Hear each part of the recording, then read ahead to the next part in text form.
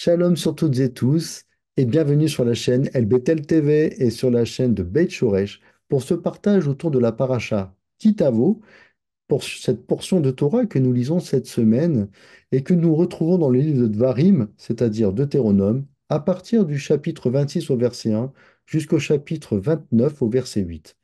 Mais avant de rentrer dans ce partage, je vous propose un petit temps de tfila. Baruch ata Adonai Eloheinu melech haolam hamelamed Torah le'amo Israël. Amen. Source de bénédiction, tu es, ô Éternel, toi notre Elohim, toi le roi de l'univers, qui enseigne ta Torah à Israël, ton peuple. Amen. Et que les bénédictions soient sur Israël, qui transmet la lumière de la Torah de vie aux nations. Amen. Et que l'Éternel, que Hachem, dans sa grande miséricorde et dans sa grâce, nous accorde de l'intelligence pour comprendre, avoir de la réflexion, écouter, apprendre et enseigner, observer, garder et exécuter et réaliser toutes les paroles de l'étude de sa Torah avec amour. Amen. Kitavo signifie quand tu viendras. Il est remarquable de noter que cette année, le Shabbat prochain où nous lirons cette paracha coïncidera avec Raï Elul. Et comme nous l'enseigne notre Rav Emmanuel Rodriguez dans son guide Guide pour Elul, un guide que vous pouvez retrouver et télécharger sur le site boutique.tmpi-yeshiva.fr, ainsi que ça s'affiche à l'écran, eh bien, Raï Elul, c'est le 18e jour du mois de Elul. Nos rabbins nous enseignent que c'est une journée particulièrement puissante, insufflant une vitalité à l'Avodat Hashem, c'est-à-dire au service divin, et donc qu'elle simera qu'en cette année 5784, Shabbat puisse coïncider avec Raï Elul, où une vitalité particulière est insufflée sur l'Avodat Hashem. Et nos rabbins nous enseignent également que Elul, c'est l'acronyme de Ani Ledodi Vedodili, je suis à mon bien-aimé est à moi, ce que l'on retrouve dans le verset 3 du chapitre 6 du Cantique des Cantiques. Bientôt arrivera Yom Teruah. Yom Teruah, Yom Teruah, c'est le jour de la sonnerie. C'est le nom biblique, c'est l'expression juste biblique qui est communément appelée aussi Rosh Hashanah.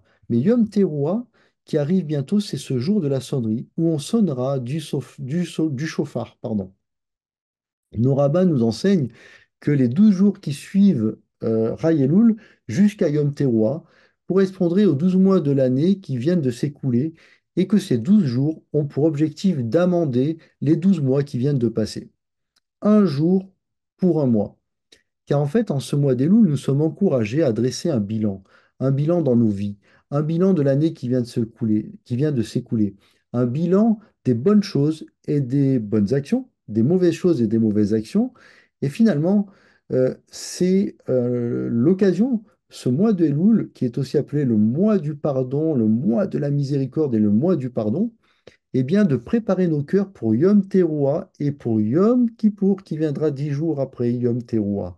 Ceci est très important dans les temps que nous traversons. Nos rabbins nous confirment que nous sommes dans les temps de la fin, ce qui est appelé en hébreu Hararit Hayamim. Notre contexte du temps divin, le mois d'Elul, donne à la paracha Kitavo de cette année une saveur particulière.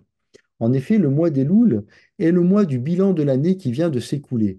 Or, dans cette paracha, nous voyons que Moshe encourage les fils d'Israël à dresser un bilan aussi dans leur choix, et il encourage les fils d'Israël à écouter la voix de Hachem, Kol Hachem, à faire des choix de vie, à choisir d'obéir à la voix de l'Éternel pour recevoir ses bénédictions dans l'année à venir, dans la terre où ils vont entrer, dans les temps futurs et finalement à recevoir ces commandements dans notre cœur pour les mettre en pratique dans la Vodat Hashem. Comme nous l'expliquent nos rabbins, la Vodat Hashem concerne tous les aspects de notre vie. C'est aussi bien notre vie familiale que nos relations avec les autres, notre vie professionnelle, dans notre gestion de l'argent, dans notre vie communautaire, lors de l'office Torah à la synagogue. La Vodat Hashem concerne toutes les dimensions de notre vie sans la compartimenter. Notre service divin se réalise dans tous les aspects de notre vie. C'est une mitzvah, un commandement, une recommandation divine que d'obéir à l'Éternel et de le servir avec joie et dans le contentement du cœur. Cette expression se dit en hébreu Besimra uvetov levav, quand il y a abondance de tout. Et on pourra retrouver cette expression dans le chapitre 28 au verset 47. Moshe Rabbeinu enseigne que l'obéissance au commandement divin place tout le peuple sous la bénédiction et qu'à l'inverse, la désobéissance l'exposera à la malédiction jusqu'à l'exil. C'est tout le sens de ce temps de Elul où nous ne faisons pas simplement un inventaire de nos fautes individuelles, mais où nous faisons aussi la confession de nos péchés et des péchés de tout le peuple, afin de produire une repentance nationale, une teshuva, un retour à l'Éternel, pour produire du bon fruit finalement pour sa gloire. À propos de fruits, dans cette portion de Torah, la Sidra nous parle des prémices, des premiers fruits. Ces fruits, eh bien, ce sont sept espèces qui chantent la louange de la terre d'Israël à l'Éternel. On retrouve ces sept espèces notamment dans Dvarim au chapitre 8 du verset 8.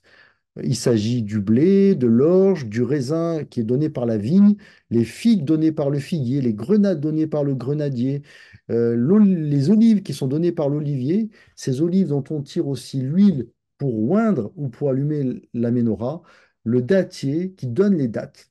Les dattes, c'est aussi l'un de ces sept fruits. Ce mois d'Elul est aussi le mois pour faire une brèche. En médecine, lorsqu'il y a une infection interne, il se produit un abcès. Un abcès, ça fait très mal, car l'infection se développe dessous et souvent il s'accompagne de fièvre, et cette fièvre va marquer le combat du corps contre l'infection. La fièvre est un signe que quelque chose ne va pas.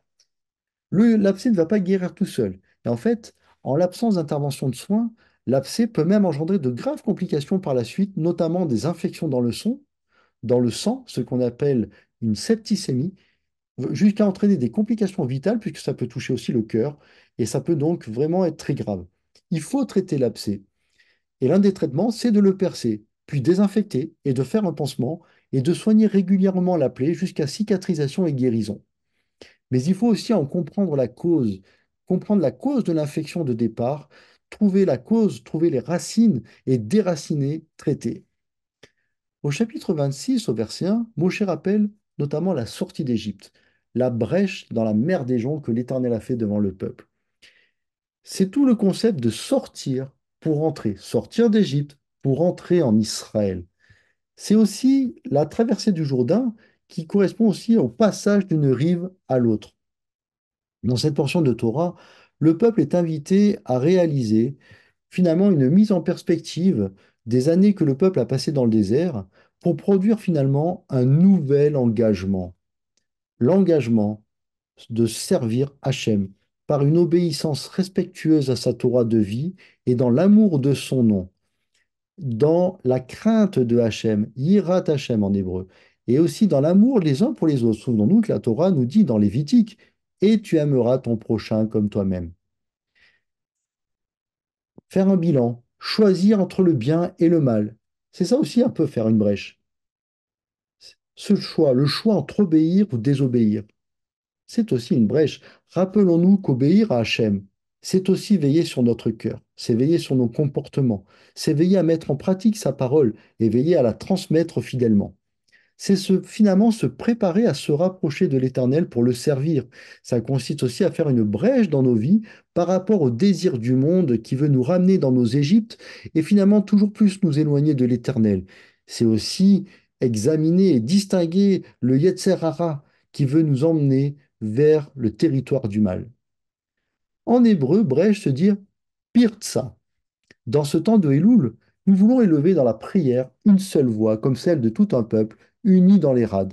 Nous élevons nos prières dans la nuit, dans notre époque où on voit les ténèbres s'épaissir et assombrir l'ambiance mondiale. Selon le témoignage de la bonne nouvelle de Matityahu, traduit en français par Matthieu, Yeshua a dit, veillez donc, puisque vous ne savez pas quel jour votre Seigneur viendra. Sachez-le bien, si le maître de si le maître de la, pardon, sachez-le bien, si le maître de la maison savait à quelle veille de la nuit le voleur doit venir, il veillerait et ne laisserait pas percer sa maison. Cette prière que nous élevons dans la nuit qui nous entoure ressemble aux paroles du rabbin juif Shaoul de Tarse qu'il a adressées aux Thessaloniciens que vous retrouverez dans la Brit Hadasha, l'Alliance renouvelée. Car vous savez bien vous-même que le souverain viendra comme un voleur dans la nuit. Ainsi que le rabbin juif Shaoul de Tarse le dit, le rabbin Shimon Kefa également nous a rappelé que le Fils de l'homme viendra comme un voleur dans la nuit. Vous trouverez les références sur l'écran. En hébreu, voleur se dit poretz. et a pour valeur en guématrie 376. Nos rabbins nous enseignent que Poretz, c'est aussi l'un des noms du Messie, et que lorsque ce mot est transformé dans une forme verbale en hébreu ou paratsta, ça veut dire faisant une brèche, eh bien sa valeur devient 776, et c'est équivalent à la phrase Biat HaMashiach, qui signifie la venue du Messie. Faisant une brèche est égal à la venue du Messie. Ça se voit en hébreu, où paratsta est égal à Biat HaMashiach, car ça a la même valeur, 776 en guématrie. Le rabbin Yitzhak Ginsburg montre que le nom du Messie pour être a pour valeur en guématrie 376. Et c'est la même valeur que pour le mot shalom. Selon ce rabbin, il est précisé finalement que le Messie est Poretz, parce que son nom signifie shalom. Il est précisé que sans la brèche, il n'y a pas de plénitude, mais plutôt une fausse paix, c'est-à-dire une paix basée sur du mensonge. Alors que quand le Poretz se révèle dans la vérité, alors et seulement alors vient sur le monde le véritable shalom. D'ailleurs, Yeshua ben Yosef nous avertit que lorsque les hommes diront paix et sécurité, alors une ruine soudaine fondra sur eux. On retrouve ce passage dans le témoignage de Matityahu au chapitre 24 au verset 6. Le témoin juif Matityahu ou Matthieu nous rapporte que Yeshua a également averti. Vous entendrez parler de guerre et de bruit de guerre. Gardez-vous d'être troublés car il faut que ces choses arrivent, mais ce ne sera pas encore la fin. Le vrai shalom vient avec le Messie. Le Messie réalisera la plénitude, le shalom, par le tikkun, la réparation. Il enlèvera ce qu'on appelle le teko, c'est-à-dire la division, les incertitudes et toute ambiguïté dans le monde. Baruch Hashem. À Shabbat, Rav Emmanuel Rodriguez nous expliquait que la fonction du Yetzer Hara, le mauvais penchant, est de diriger nos regards vers le territoire du mal. Le territoire du Yetzer Hara, c'est le territoire du mal. Et en fait, c'est quand l'homme écoute son Yetzer Hara, c'est là qu'il va pécher.